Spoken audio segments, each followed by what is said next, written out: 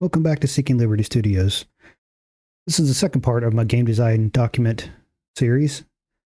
Today I'm going to share what I've learned so far in week 2 of developing my first game with my game design document. I'm going to go over shortly of what I have missed and what I could do better. So let's get into it.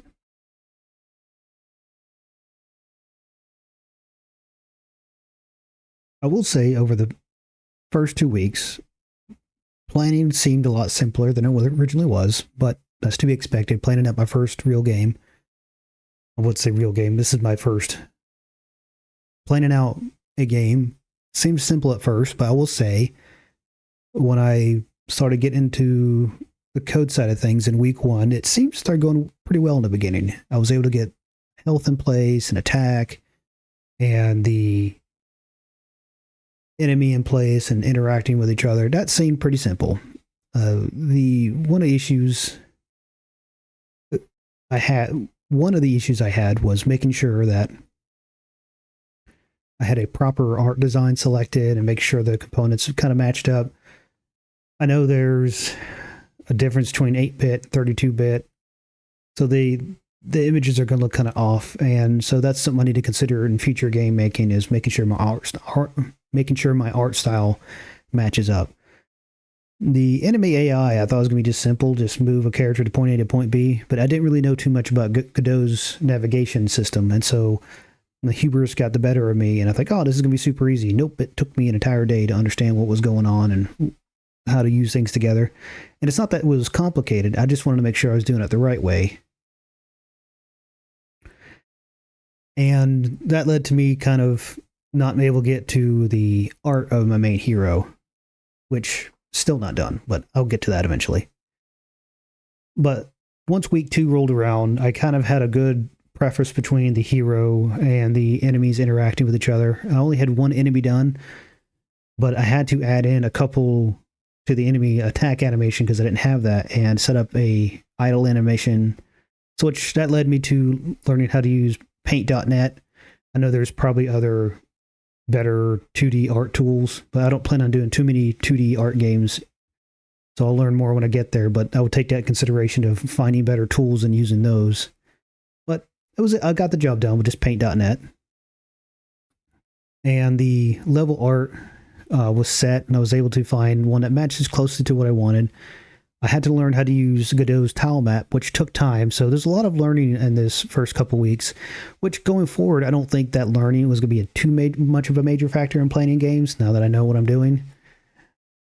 But still, though, I would say the other mechanics, like the camera following the player, that one's like a beat 'em up would. Not necessarily following the player to the T, but allowing the player to move up and down without the camera moving up and down, but following a path. That took some time. I learned about the Godot's path 2D and path follower. I had to set the position manually in relation to the player. I wasn't able to add another player. I wasn't able to add another enemy, but I'm setting up in such a way to where I just changed the sprite sheet out, and it's pretty much the same thing. So I think when I start around week 4, I'll be able to add in a bunch of extra characters. We'll see how that goes. I wasn't able to add in power-ups because the players itself wasn't completely set up. I got the player. Only thing that's missing for the player right now is the hero art. So once I get the hero art in and I got the boss complete, I'll add in some power-ups afterwards, but I need to completely finish level 1. But for now, I'm able to restart the game, and the player is able to die, the enemies are able to die. So, and then I gotta apply the audio. So as soon as I get the audio, then the boss, I'll wrap things around.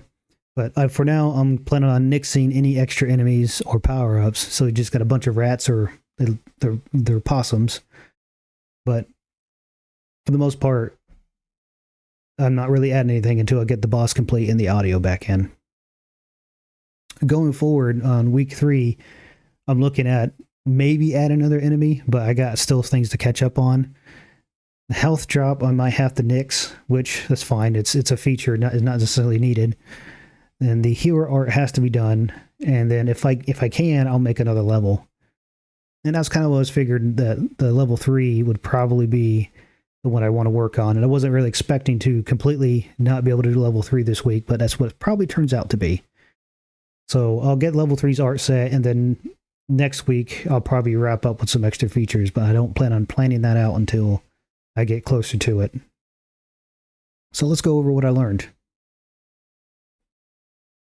I would say I need to consider more how mechanics are connected, because the camera moving, and when, say, for instance, I get to a certain point and the camera stops. So a lot of beat 'em ups have a place where you stop and enemies come out and rush you in waves, and then you fight them, and then you're released and you continue forward. You don't just rush to the end to the boss. So I need to take more time and consider how those mechanics affect the player, and how do I spawn those enemies and things like that. So I need to really take more time and set up more time for the interconnected mechanics. And Godot for node structures, still too relatively new to me. I found a lot of times in my space, I felt like I was jury-rigging things together. It's a game. It doesn't have to be perfect, but it's better to have a better structure than what I was doing. I will say, though, that I do like the node structure. I just need to learn how to use it a little bit better. It's just something new to me. I know Godot is different in Unity in ways of Unity has components, and I know they're moving to Unity component system for ECS, but their component system is, you just connect this to that. And I was kind of using a lot of those techniques in Godot, but I don't think that was the best way of doing it. A lot of Unity heavy ideas were coming through. I also need to look into better debugging techniques with Godot. I understand how to make breakpoints, and I understand how to do prints. But what I started doing was okay, let's make a scene specific, make a scene specifically for debugging and testing those mechanics together. And once that was done, I would either set it aside in its own folder or just move past it. Sometimes I would delete it if I would come across the bug, if I couldn't figure it out in the first 3 iterations. I would say also I've learned a lot, how much of a weakness I had with 2D art, because I thought 2D art is I'll just slap a couple of colors on her. No, making it look decent. I mean, I made something that was good enough, but if I want to go forward and have a quality game, the animation side might need a little more work, and I need a better tool than Paint.net, because they don't really have animation frame by frame. So I need to find a better tool for that, and I'm pretty sure there's a plethora of tools out there for that. I've also noticed how much I was spending my time on just the features of a general beat 'em up game. And when I really sit there and think about it, do I really need all those features? I didn't really need power-ups or health pickups to make a beat 'em up game. I needed the core mechanic. And my mind kind of got distracted from the core mechanic of punching things. Right now, all I do is just punch something.